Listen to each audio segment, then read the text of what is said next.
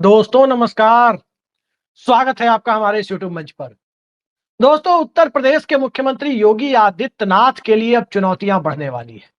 चुनौतियां पार्टी के अंदर की परिस्थितियों से भी बढ़ने वाली है, संघ के अंदर की परिस्थितियों से भी बढ़ने वाली है और उत्तर प्रदेश समेत पूरे उत्तर भारत में जिस प्रकार से सियासत की नई पिच तैयार हो रही है और उस पिच पर चुनावी हिंदुत्व की धारा मंद पड़ने लगी है, उस वजह से भी कमजोर होने वाली है। उत्तर प्रदेश में योगी आदित्यनाथ जब मुख्यमंत्री बनाए गए थे तो कौन सी परिस्थितियां थी और किन परिस्थितियों के बीच में योगी आदित्यनाथ को मुख्यमंत्री बनाने के लिए भारतीय जनता पार्टी के तमाम दावेदारों को किनारे किया गया था, चाहे वो मनोज सिन्हा हो, चाहे कोई दूसरे दावेदार रहे हो। तो जरा इस परिस्थिति की पड़ताल करें तो हमें 2017 में चलना होगा। 2017 की स्थिति ये थी कि समाजवादी पार्टी की सरकार 5 साल तक चली और उसके बाद उसे एंटी इनकम्बेंसी का शिकार होना पड़ा। भारतीय जनता पार्टी को जनता ने बड़े मैंडेट के साथ सत्ता सौंप दी थी। 80% सीटें उत्तर प्रदेश में बीजेपी के नेतृत्व वाले एनडीए को मिली थी। 403 में 325 सीटें। लेकिन उतने बड़े मैंडेट के बावजूद जिसमें पिछड़े वर्ग, जिसमें अति पिछड़े वर्ग, जिसमें महादलित वर्ग, दलित वर्ग का एक बहुत बड़ा हिस्सा लाभार्थी चेतना के सहारे या मोदी मैजिक के सहारे कहे या सत्ता विरोधी रुझान के चलते कहे या बहुजन समाज पार्टी के कमजोर पड़ने की वजह से कहे, सबका थोड़ा थोड़ा योगदान भी अगर मान लिया जाए तो कुल मिलाकर स्थितियां यही थी कि भारतीय जनता पार्टी के नेतृत्व वाले गठबंधन को 2017 में जनता ने 80% सीटें सौंप दी थी और उसके बाद योगी आदित्यनाथ को मुख्यमंत्री बनाया गया। उस वक्त तो बीजेपी आज की तरह पर्ची वाले सीएम चुन सकती थी। जिस तरह से कई राज्यों में भारतीय जनता पार्टी ने विधायक दल के ऊपर आला कमान ने अपनी मर्जी थोपने की कोशिशें की, बल्कि सफलतापूर्वक थोपने का काम भी किया। उत्तर प्रदेश में भी यही काम 17 में तो किया गया, लेकिन बाकी पर्ची वाले मुख्यमंत्रियों की तरह योगी आदित्यनाथ पर्ची वाले मुख्यमंत्री नहीं निकले। ये एक बड़ा दिलचस्प वाकया है कि नरेंद्र मोदी भी जब पहली बार 2001 में मुख्यमंत्री बनाए गए थे तो वो पर्ची वाले मुख्यमंत्री ही थे और पर्ची वाले मुख्यमंत्री के तौर पर ही वो दिल्ली से अहमदाबाद पहुंचे थे। लेकिन बाद में उन्होंने अपनी आइडेंटिटी बनाई। योगी आदित्यनाथ के साथ भी यही हुआ कि उन्होंने अपनी आइडेंटिटी बनाई, हिंदुत्व की आइडेंटिटी। और योगी आदित्यनाथ को बनाने के पीछे जो परिस्थितियां थी वो यही थी कि इतनी बड़ी जीत जो भारतीय जनता पार्टी को मिली, उसके बाद ये करीब करीब तय हो चला था कि आने वाला जो भी पहला चुनाव होगा वो चुनाव समाजवादी पार्टी और बहुजन समाज पार्टी, यहां तक कि आरएलडी भी मिलकर लड़ेंगी। और यही 2019 के लोकसभा चुनाव में हुआ भी। स्वाभाविक है कि सपा बसपा और आरएलडी यदि एक साथ चुनाव लड़े तो कागज पर जो सामाजिक समीकरण दिखता है उसमें भारतीय जनता पार्टी कहीं नहीं टिकती। लेकिन उस वक्त योगी आदित्यनाथ की जो छवि बनी वो एक उग्र हिंदुत्व या आक्रामक हिंदुत्व के नायक के तौर पर कहे तो एक ऐसे नायक की छवि उभरी जिस नायक की छवि ने तमाम तरह के जातीय बंधन और जातीय समीकरणों के आधार पर चलने वाली मंडल पॉलिटिक्स को एक तरह से किनारे लगा दिया। सपा बसपा गठबंधन एक मजबूत समीकरण बनाने के बावजूद चुनाव में अपेक्षित सफलता नहीं ला पाया। लेकिन उसके बाद से वो चुनावी हिंदुत्व का हैंगओवर उतरने लगा। उसके बाद से योगी आदित्यनाथ की जो ब्रांडिंग 2017 से 19 के बीच में हुई, अब 2025 आते आते वही ब्रांडिंग योगी आदित्यनाथ पर भारी पड़ने जा रही है। नरेंद्र मोदी की भी जो 2002 में गुजरात में जो कुछ भी हुआ, उसके बाद जो परिस्थितियां बनी, 2012 आते आते वो लहर मध्यम पड़ने लगी थी। और अगर नरेंद्र मोदी दिल्ली नहीं आते तो 2017 आते आते नरेंद्र मोदी के मुख्यमंत्री रहते, भारतीय जनता पार्टी के हाथ से सत्ता छीननी करीब करीब तय हो गई थी। लेकिन तब तक हालात बदले, परिस्थितियां बदली, दिल्ली में अन्ना आंदोलन हुआ, कांग्रेस विरोधी माहौल बना और उस माहौल को कैश करने के लिए हिंदुत्व और पिछड़ा इन दोनों को साधने वाले एक चेहरे के तौर पर नरेंद्र मोदी को ऊपर लाया गया। नतीजा यह हुआ कि भाजपा के पक्ष में 2014 का नतीजा आया, केंद्र में पूर्ण बहुमत की सरकार बनी। अब योगी आदित्यनाथ के पास जो परिस्थिति है, अब मोदी के बरक्स योगी को देखने की कोशिश करें तो दो चीजें साफ होती हैं। पहली, योगी आदित्यनाथ पिछड़े वर्ग से नहीं है और भारत की राजनीति में एक बहुत बड़ा यूं कहें कि कड़वा सच है सियासत का कि हिंदुत्व की राजनीति पर में कामयाबी के साथ वही नेता, चाहे वो आक्रामक हिंदुत्व की राजनीति करे या सॉफ्ट हिंदुत्व की राजनीति करे, बीजेपी के पास दोनों पैकेज होते हैं। योगी आदित्यनाथ मॉडल भी, नरेंद्र मोदी मॉडल भी और शिवराज सिंह चौहान मॉडल भी। तो आक्रामक हिंदुत्व की राजनीति करे या सॉफ्ट हिंदुत्व की राजनीति करे, जब तक वो हिंदुत्व की राजनीति का चेहरा पिछड़े वर्ग से नहीं आता है, तब तक उसकी कामयाबी की गुंजाइश नहीं दिखती है। कल्याण सिंह के साथ भी यही हुआ, कामयाबी मिली। राजनाथ सिंह के चेहरे पर 2002 में वो कामयाबी नहीं मिली। उमा भारती के चेहरे पर कामयाबी मिली, शिवराज सिंह चौहान के चेहरे पर कामयाबी मिली, नरेंद्र मोदी के चेहरे पर कामयाबी मिली, लेकिन वो कामयाबी वसुंधरा राजे के चेहरे पर नहीं मिली। वो कामयाबी राजनाथ सिंह के मुख्यमंत्री रहते हुए नहीं मिली। और वो कामयाबी भजन लाल शर्मा को मुख्यमंत्री बनाने के बाद जिस ढंग से राजस्थान में कांग्रेस पार्टी ने भारतीय जनता पार्टी का एक तरह से बैंड बजाया है लोकसभा चुनाव में, उम्मीदवारों के चयन में कांग्रेस ने सावधानी बरती होती और बुरा हाल बीजेपी का हो सकता था। वहां भी दिख गया कि उग्र हिंदुत्व या आक्रामक हिंदुत्व के नायक के तौर पर पिछड़े वर्ग का नेता ही सफलता अर्जित कर सकता है। कोई ब्राह्मण और ठाकुर का नेता वो सफलता अर्जित नहीं कर सकता। पिछले लोकसभा चुनाव को देखें, उत्तर प्रदेश की परिस्थितियों को देखें। अखिलेश यादव ने पीडीए का नारा दिया, पिछड़ा, दलित, अल्पसंख्यक, अगड़ा, सबकी बातें कहे उस पीडीए के दायरे में, लेकिन कामयाबी उन्हें मिली। कामयाबी कब मिली और कब नहीं मिली? जो वोट अखिलेश यादव को आया, करीब करीब उतने ही वोट तो विधानसभा चुनाव में आए थे, लेकिन कामयाबी नहीं मिली थी। कामयाबी तब मिली जब लोकसभा चुनाव आया। और कैसे मिली? दरअसल वोटों के अंकगणित से ज्यादा वोटों की केमिस्ट्री। सियासत में अंकगणित तो महत्वपूर्ण होता ही है, रसायन शास्त्र भी बहुत महत्वपूर्ण होता है। अखिलेश यादव के साथ पिछड़े वर्ग के नैरेटिव के लिए उसके पक्ष में 2022 के विधानसभा चुनाव में न तो गैर यादव डोमिनेंट पिछड़े, न तो गैर यादव प्रभुत्वशाली पिछड़ा वर्ग खड़ा हुआ और न ही गैर जाटो दलित वर्ग खड़ा हुआ। लिहाजा उन्हें अल्पसंख्यक और कैंडिडेट के समीकरण के आधार पर वोट प्रतिशत तो पूरा हो गया, लेकिन सीटों में कन्वर्टिबिलिटी तब नहीं आई। 37.5% वोट लेकर अखिलेश यादव का गठबंधन 125 सीटों पर सिमट गया, जबकि यही उत्तर प्रदेश 10 साल पहले उसके यानी 2012 में महज 27% या 28% वोटों के साथ अखिलेश यादव को पूर्ण बहुमत की सत्ता सौंप चुका था। सियासत की केमिस्ट्री यूपी में बदल चुकी थी, यूं कहे उत्तर भारत में बदल चुकी थी, और कहीं ना कहीं जाति वाला फैक्टर पीछे जा रहा था और सांप्रदायिकता वाला फैक्टर, किसी खास अल्पसंख्यक समुदाय के प्रति नफरत की बुनियाद पर एक आर्टिफिशियल फैक्टर जो खड़ा किया गया, एक बनावटी नैरेटिव जो खड़ा किया गया, उसके चरमोत्कर्ष का दौर था 2014 से लेकर 2022 का दौर। लेकिन वो चरमोत्कर्ष टूटता हुआ नजर आया। कैसे टूटा? जब बिहार में नीतीश कुमार ने जाति गणना कराई, कास्ट सर्वे कराया, और बिहार की वही आंच उत्तर प्रदेश भी पहुंची, हरियाणा भी पहुंची, राजस्थान भी पहुंची और दूसरे राज्यों में भी जा रही है। तेलंगाना ने भी कराया, वहां भी कास्ट सर्वे हुआ, लेकिन चूंकि हिंदी भाषी भारत की बातें हिंदी भाषी भारत में ज्यादा तेजी से पहुंचती है, तेलंगाना का कास्ट सर्वे थोड़ा ज्यादा वैज्ञानिक दृष्टिकोण के साथ बना है। इससे कोई इनकार नहीं कर सकता कि बिहार से ज्यादा अच्छे पैरामीटर्स पर तेलंगाना ने कास्ट सेंसस को बखूबी सफल बनाया।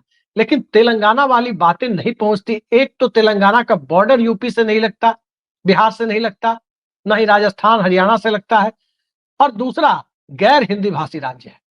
लिहाजा यूपी में जो पहुंचा वो बिहार मॉडल ही पहुंचा, और जब बिहार मॉडल पहुंचा तब सामाजिक न्याय की राजनीति तेज हुई। अब इसी परिस्थितियों को यदि मौजूदा दौर में देखने की कोशिश करें, नए राजनीतिक चश्मे से इसका आकलन करने की कोशिश करें, खासकर 2024 में जब पीडीए काफी हद तक सफल रहा, भारतीय जनता पार्टी को दूसरे नंबर पर सीटों के मामले में धकेलने में कामयाब रहा, तो अब सवाल उठता है कि बीजेपी के सामने परिस्थितियां क्या है। योगी आदित्यनाथ की तो जो छवि 17 से 19 के बीच में बनाई गई, बुलडोजर बाबा, कड़ाई के साथ, एक्स्ट्रा जुडिशियल एक्टिविटी के साथ क्राइम कंट्रोल करने वाले नेता, उसमें चुनावी हिंदुत्व का तड़का, उसमें एक भगवा चोला, ये सारी चीजें जो बनी, ये सारी चीजें अब योगी आदित्यनाथ की आइडेंटिटी के साथ उस रूप से चस्पा नहीं हो रही है जिस रूप में उस दौर में थी। तब योगी आदित्यनाथ हिंदुत्व के नए आइकॉन थे। आज योगी आदित्यनाथ की छवि बनी है या बना दी गई है, जो भी कहा जाए, उत्तर प्रदेश में ये बात सच है या उत्तर प्रदेश के बाहर कि एक हिंदू नेता के तौर पर योगी की जितनी बड़ी पहचान है, उससे बड़ी लकीर योगी आदित्यनाथ की खिंच चुकी है कि वो एक राजपूत नेता है। याद रखिए, नरेंद्र मोदी जब 2014 और 19 में दिल्ली आए थे, उस वक्त नरेंद्र मोदी की पहचान किसी मोड़ घांची या तेली समुदाय के नेता के तौर पर नहीं थी। तब उनकी पहचान एक पिछड़े, जो खुद को नीची जाति का कहते थे, उस नेता के तौर पर थी। अब उनकी पहचान अपने जातीय और सामुदायिक ढांचे में सिमट रही है, तो दूसरी तरफ योगी आदित्यनाथ की पहचान भी एक जातीय सामुदायिक दायरे में सिमट रही है। और जैसे जैसे वो सिमटने की प्रक्रिया तेज हो रही है और उस सिमटने की प्रक्रिया के दरमियान योगी आदित्यनाथ जिस सामाजिक समुदाय से आते हैं, वो समुदाय पिछड़े वर्ग का हिस्सा नहीं है, तो स्वाभाविक है कि अखिलेश यादव को उसका बेनिफिट मिलना, उसका लाभ मिलना तय दिखता है। लेकिन क्या योगी आदित्यनाथ मुख्यमंत्री की कुर्सी से हटा दिए जाएंगे?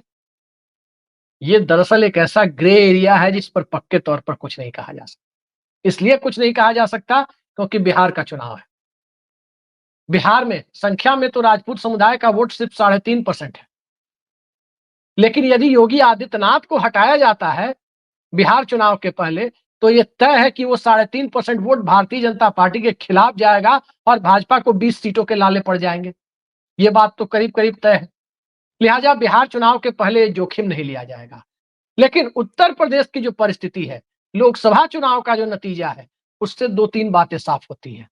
पहला, जो गैर यादव पिछड़े वर्गों के बीच में यादव समाज से दूरी थी, खासकर डोमिनेंट ओबीसी कास्ट में, non Yadav dominant OBC caste में जो यादवों को लेकर एक सामाजिक रूप से विमर्श का स्तर बना हुआ था, वो विमर्श का दायरा बदला है।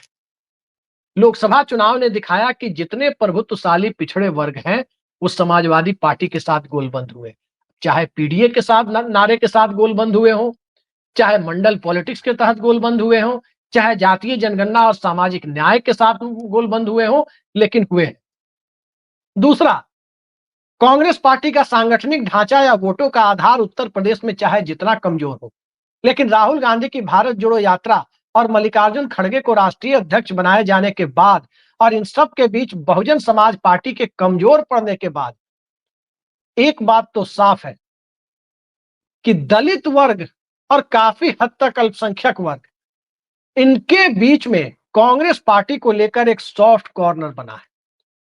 कांग्रेस पार्टी को लेकर एक सकारात्मक नजरिया विकसित हुआ और वो सकारात्मक नजरिया किसी भी गठबंधन में दलित और अल्पसंख्यक वोटों की एकजुटता की गारंटी बनता जा रहा है। अखिलेश यादव ने यही किया, कांग्रेस पार्टी को साथ रखा। तेजस्वी यादव भी यही कर रहे हैं। नतीजा यह है कि अल्पसंख्यक मतों में और दलित मतों में उसमें ठीक ठाक हिस्सेदारी इन दोनों को मिलने वाली है। तो जब डोमिनेंट ओबीसी कास्ट यूनाइट हो रहे हैं, दलितों के बीच संविधान बचाओ का मुद्दा बड़ा मुद्दा बनता जा रहा है, नौजवानों के बीच बेरोजगारी का मुद्दा बनता जा रहा है, किसानों का मुद्दा एमएसपी गारंटी और C2 प्लस 50% का, ये सब मुद्दे हावी होते जा रहे हैं। तो मुद्दा आधारित राजनीति में जब सामाजिक अंक गणित सामाजिक न्याय के सिद्धांत के साथ समरूप होता हुआ दिखे, उसके साथ जुड़ता हुआ दिखे, तो वहीं पर किसी भी तरह की के सांप्रदायिक नैरेटिव की बात कहें या किसी भी तरह की सामाजिक ऐसी परिस्थितियों की बात करें जिसमें जनता जाति भूलकर संप्रदाय को प्रमुखता देने लगे, वो हालात बिखरने लगते हैं। और जब वो हालात बिखरने लगते हैं, तो योगी आदित्यनाथ का चेहरा जो कभी पार्टी के लिए चुनावी एसेट हुआ करता था, वो उत्तर प्रदेश में चुनावी बैगेज के रूप में भी सामने आ सकता है। लेकिन सवाल ये भी तो है कि उत्तर प्रदेश में चाहे जितना बड़ा नैरेटिव अखिलेश यादव ने बनाया, लोकसभा चुनाव ने यह भी दिखाया कि जो अति पिछड़ा वर्ग है, जो ईबीसी कहते हैं, जिसके आरक्षण के लिए केंद्र में रोहिणी कमीशन बना, जिसके लिए ओबीसी के अंदर कोटा विद इन कोटा के लिए यूपी में राघवेंद्र सिंह कमीशन बना, भले ही वो आरक्षण नहीं दिया गया, बावजूद लोकसभा में भारतीय जनता पार्टी 33 सीटों तक पहुंची अति पिछड़े वर्ग के वोटों की बीजेपी के पक्ष में हुई गोलबंदी की बड़ी भूमिका थी। और इस गोलबंदी ने उत्तर प्रदेश में जो बीजेपी का कोर वोटर, जिसे आम बोलचाल की भाषा में तिलक तराजू और तलवार कहते हैं, वो सिर्फ उनके बूते की बात नहीं थी, बल्कि अति पिछड़े वर्ग के समर्थन से वो सीटें आई। तो अति पिछड़े वर्ग में योगी आदित्यनाथ को लेकर कोई नकारात्मक चीजें हैं, ये अभी हम नहीं कह सकते। कम से कम 24 के चुनावी आकलन के आधार पर नहीं कह सकते। लेकिन ये बात भी नहीं कह सकते कि जैसे जैसे जाति गणना की बात, संविधान बचाने की बात, पीडीए की बात ये आगे बढ़ती चली जाएगी, वैसे वैसे अति पिछड़ा समाज भी भाजपा के साथ गोलबंद रह पाएगा, इसकी कोई गारंटी नहीं है। आज जब वो समाज साथ नहीं है, तब भी उत्तर प्रदेश में चुनाव हारने की परिस्थितियां बनती जा रही है। और जब वो समाज भी साथ छोड़ देगा, तब परिस्थितियां बीजेपी के लिए और ज्यादा राजनीतिक रूप से, चुनावी रूप से खराब हो सकती है। बीजेपी इसी अंतर्द्वंद में उलझी हुई है कि करना क्या है। लेकिन अंतर्द्वंद तो दिल्ली में भी है। नरेंद्र मोदी का चेहरा भी अब बहुत बड़ा अट्रैक्शन नहीं रहा, बहुत बड़े वोटों की गारंटी का कारण नहीं रहा। ये जरूर है कि नरेंद्र मोदी से बड़ा चेहरा अभी बीजेपी के पास नहीं है, सच है। लेकिन नरेंद्र मोदी का चेहरा अब उतना बड़ा नहीं है, खासकर वोट बटोरने के लिहाज से उतना बड़ा नहीं है, जैसा 2014 और 19 में हुआ करता था। और यही स्थिति योगी आदित्यनाथ के साथ है कि वो चेहरा भी उनका 2022 जैसा अब नहीं है, 2019 जैसा अब नहीं है, जो हुआ करता था। तो भारतीय जनता पार्टी के सामने वो जो परिस्थितियां हैं, उन परिस्थितियों में दिल्ली में यूपी के दोनों डिप्टी सीएम आकर, चाहे ब्रजेश पाठक हो या केशव प्रसाद मौर्य, ये दोनों अगर गृह मंत्री अमित शाह से मिलते हैं, भाजपा के शीर्ष नेतृत्व से मिलते हैं, तो आप अंदाजा लगा सकते हैं कि भविष्य में भारतीय जनता पार्टी क्या योगी आदित्यनाथ को हटाने का जोखिम लेगी? उन्हें बनाए रखने का भी जोखिम है, उन्हें हटाने का भी जोखिम है। तो क्या बीजेपी जोखिम को नाप तौल करके कि किसमें कम नुकसान है, वो फैसला चुनाव के बाद लेगी, बिहार चुनाव के बाद, या उत्तर प्रदेश में यथास्थितिवाद की परिस्थिति पर जाएगी? ये वक्त बताएगा। क्योंकि उसके पहले, बिहार चुनाव के पहले 17 सितंबर को और 11 सितंबर को नरेंद्र मोदी और मोहन भागवत भी 75 साल पूरे कर रहे हैं। भारतीय जनता पार्टी के राष्ट्रीय अध्यक्ष का भी चुनाव है। और यहीं से मोदी का 75 साल, भागवत का 75 साल, मार्गदर्शक मंडल की संभावित भूमिका, भाजपा के नए राष्ट्रीय अध्यक्ष के चेहरे की तलाश, और इन सब के पूरी होने की परिस्थितियों या पूरी नहीं होने की परिस्थितियों में जो माहौल बनेगा, वही ये तय करेगा कि उत्तर प्रदेश में योगी आदित्यनाथ की मुख्यमंत्री की कुर्सी सलामत है या नहीं है। लेकिन कुर्सी सलामत हो या ना हो, राजनीतिक चुनौती योगी आदित्यनाथ के लिए बहुत ज्यादा बढ़ी हुई है। अब आगे आगे देखते हैं क्या होता है। वैसे भी यूपी के बारे में कहा जाता है, राजनाथ सिंह जब मुख्यमंत्री थे, भाजपा सीधे नंबर 1 से नंबर 3 पर आ गई विधानसभा चुनाव में। लेकिन उसके बाद जो 13-14 साल तक माहौल रहा, उसमें कहा गया कि यूपी में ज्यों-ज्यों भाजपा का कद गिरता चला गया, राजनाथ सिंह का राजनीतिक कद त्यों-त्यों ऊपर जाता चला गया। वो एक दौर में प्रधानमंत्री पद की रेस में भी शामिल हो गए थे। इतना ऊपर उनका राजनीतिक कद पहुंच गया था। क्या योगी आदित्यनाथ भी चुनौतियों के बावजूद उस परिस्थिति को निर्मित करने में कामयाब होंगे? जाहिर सी बात है कि नहीं होंगे, क्योंकि राजनाथ सिंह का कद ऊपर गया, उसमें उनका लिबरल होना, उदार होना, सॉफ्ट हिंदुत्व का हिमायती होना, ये उनके पक्ष में जाता था। और अब जमाना सॉफ्ट हिंदुत्व और हार्डकोर हिंदुत्व के बीच सॉफ्ट हिंदुत्व के पक्ष में झुकता हुआ जा रहा है। तभी भारतीय जनता पार्टी हर जगह अब लिबरल चेहरे की तलाश करती जा रही है। लाल कृष्ण आडवाणी के वर्चस्व के दौर में अटल बिहारी वाजपेयी के लिए जो थिन लाइन दिखी थी, जो उम्मीद की किरण दिखी थी, वो यही थी कि उस दौर का भारतीय समाज 2014 वाली स्थिति में नहीं आया था जो हार्डकोर हिंदुत्व को स्वीकार करे। लिहाजा अटल बिहारी वाजपेयी को आगे करना पड़ा था। योगी आदित्यनाथ संभवतः इस लकीर को समझ रहे हैं या नहीं समझ रहे हैं, ये वक्त बताएगा। लेकिन अभी की परिस्थितियों में उनकी चुनौतियों से इनकार नहीं किया जा सकता। आज के लिए इतना ही। नमस्कार।